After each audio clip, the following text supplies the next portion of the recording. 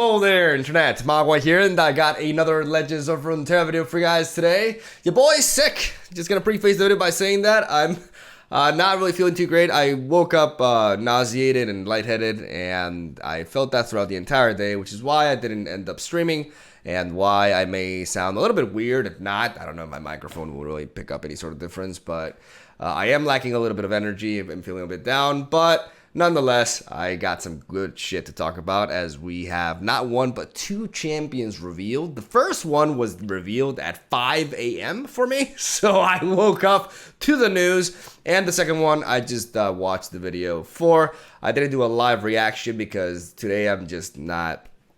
I'm not in my best state, right? So I'd rather just give you guys my first impressions on Nautilus. Hopefully I am pronouncing that correctly because I used to say Nautilus, but apparently that's not how you say that. So we're going to be talking about Nautilus. I think we're going to go ahead and watch the video again because I haven't seen this video ever since the morning. And I want to watch it again, honestly. So I'm going to treat myself. We're going to check it out. These waters are mine.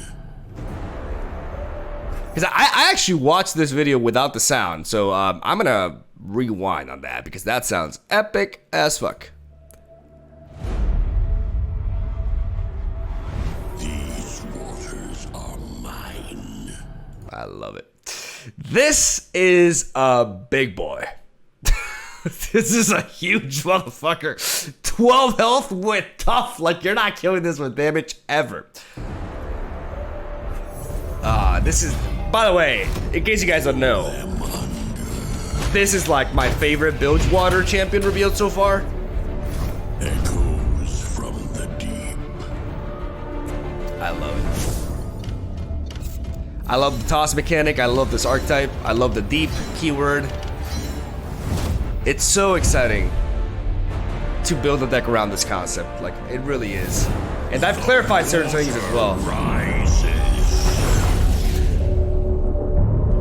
Just casual 14 health stat gain, ladies and gentlemen. Just no biggie. No biggie. All will drown. Jesus. Oh, I love the treasures. I love this. Into the darkness.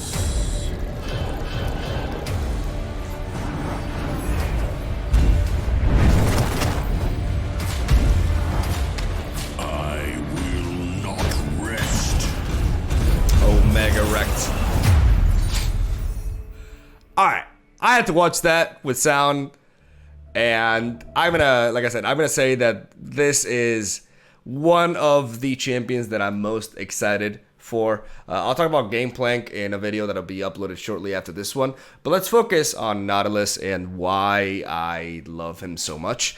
I really like the deep mechanic. I've also clarified, I've been, researching, and I've looked it up on Reddit and everything, and it turns out deep, in case you're wondering, once you achieve the conditions for deep and you have a unit with the deep keyword on the board to trigger it, you can refill your deck with cards and go above 15, but you will always be at deep status for the remainder of the game. This is very relevant because when Nautilus levels up, he says, when I level up, copy tossed allies that cost 4 or more into your deck. So any ally that you tossed this game that costs 4 mana or more will be reshuffled or generated again onto your deck list, which is amazing because once you reach the deep requirements, shit hits the fan. Like, this is a really scary late game, and I love it from a design standpoint. I can't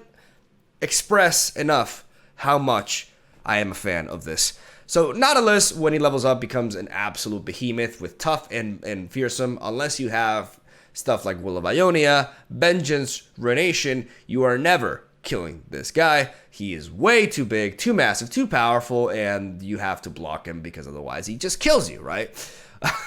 A prime atrocity target at that. Just absolute behemoth, and comes with a really neat card. Riptide stuns an enemy, but you get to shuffle that unit into the enemy's deck if there's an ally Nautilus. So if you have a Nautilus on the board, this becomes a 4 mana better version of a Vengeance. Not only is it a Vengeance that's 3 mana cheaper, but it's also better than Vengeance. Why? Because you are not killing the unit. Therefore, you're not triggering any potential last breaths. Amongst other things, you are actually, when you take a unit and you put it back into the deck, that's one of the most clean removals you can ask for in a card game.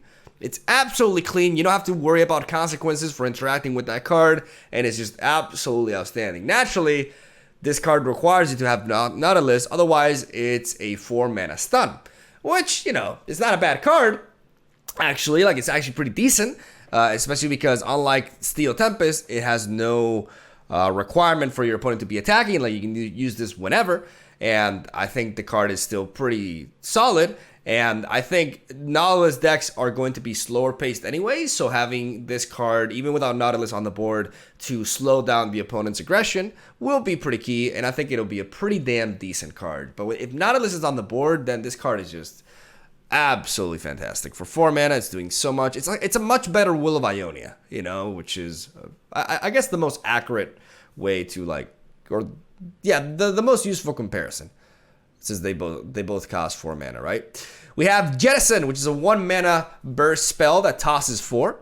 And on top of that, we got a bunch of deep cards. Now, that 1 mana spell, I have to scroll down a little bit here. That 1 mana spell, I don't know how to feel about, because I prefer the Dredgers, which toss 1 less, but give you a 2/1 body in exchange, which you can use to either apply pressure or just use as a chump blocker against more aggressive decks. I think this card is just a better version of that card, but maybe in Nautilus decks you're running both, right? Like, I've yet to, like, actually design a toss deck.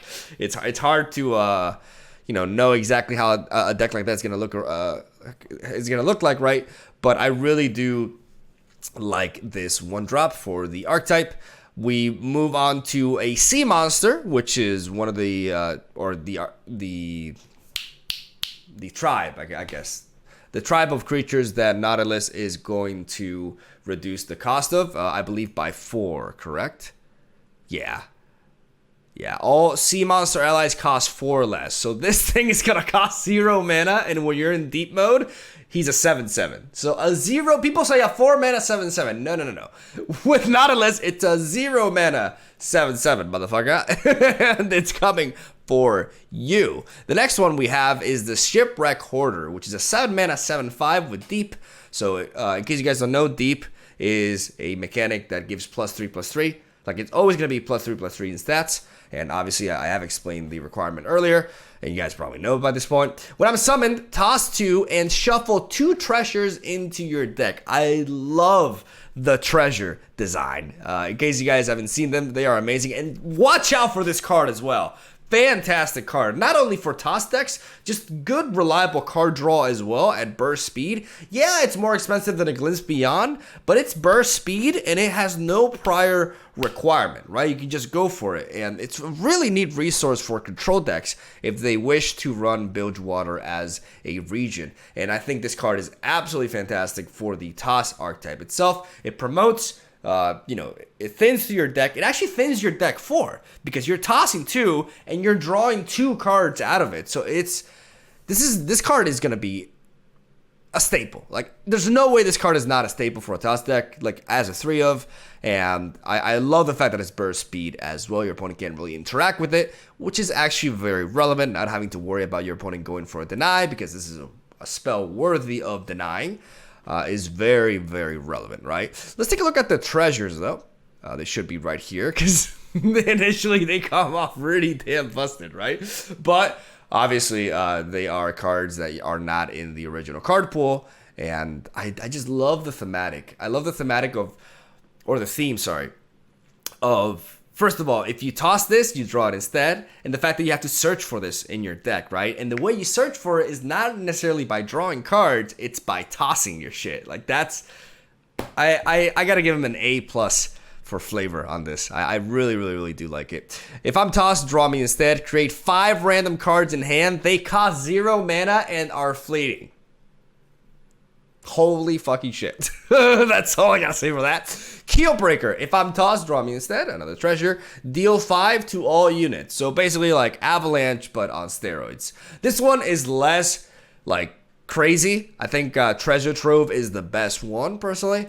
And this one may be the worst, as the last one is the Plate Worm Egg, which summons 3 vicious Plate Worms, which are 5/5s with Fearsome and Deep, which means that if you have met the Deep requirements, they are 8/8s. So if you are in Deep mode and you play this card, you're generating 3 8/8s on the board with Fearsome, which is pretty damn spooky. If I were to rate them by power level, Plate Worm Egg would be number 2. This would be the third, the weakest, and this would be the most powerful. Like, creating 5 cards and being able to play them for 0 mana is just absurd. Like, I also love the, yeah, you may think, well, it's random. Yeah, but you're getting 5 cards and you can play them all. I just don't know how that's not like fundamentally busted. So I'm really excited to play with these treasures. I'm super hyped about the Toss archetype. I'm not sure whether you will want to mix Nautilus with Maokai, but we know that Shadow Owls is the other region that will provide us with cards to work for the Deep keyword or to just enable the Toss archetype itself. And I wonder if Nautilus and Maokai will work together in a deck. We'll have to wait and see. It's early to say. I have to look at the full set to actually like start getting some ideas, but I'm really super excited for this guy. Like, by far the most exciting champion revealed in my eyes from Bilgewater. Super unique design, super flavorful, very, very interesting, and it seems to be extremely fun as well. How will it match with other late game decks in the metagame? One of my biggest concerns is that as fun as potentially powerful this archetype may seem as a control deck, I think it will get eaten alive by Karma Ezreal decks, because Karma Ezreal, their late game is pretty absurd, right? And really fast paced as well. It's not as much of like, this is more of like I'm building up my massive, snake monster creatures and just overwhelming you with size and power. While Ezreal is just, and Karma is just like, I play a couple of Mystic Shots and you're dead, So we'll see how or where this sort of archetype lands in the metagame, but I really do hope it finds a good spot, and I will most definitely be venturing into this. This is going to be one of the first decks that I look into for sure, even though Swain Freljord is number 1 on my to-do list. This is definitely up there as well. And I'm very excited, man. I love this. Like, when I woke up to this, I was freaking out. I was feeling like super sick, but I was just like going crazy. And it sucks that I couldn't react to it live, but like I said, I saw this at like fucking 7 in the morning. So I was still in my bed. I was like, oh, okay. All right. So they're doing this now. Interesting. But really excited for this. What do you guys think about Nautilus? Do you guys like him? Do you guys dislike it? What do you guys think about the Deep mechanic? And what sort of deck ideas do you guys have? Let me know in the comment section down below. I'm super hyped for this guy, and we'll definitely be trying him out. And then, yeah, that's all I gotta say. We're gonna be talking about the other champion that got revealed, Mr. Gangplank, in the upcoming video that will go up shortly after this one. And sorry for, like I said, the lack of stream or anything. I do feel better than I felt this morning, so I think I will be back at it tomorrow. And that's all I gotta say. It was all day. Love ya. Thank you for watching. Stay tuned for daily Runeterra content. The expansion is coming. Just 2 days. 2 days. I can't wait. I'll see you guys around.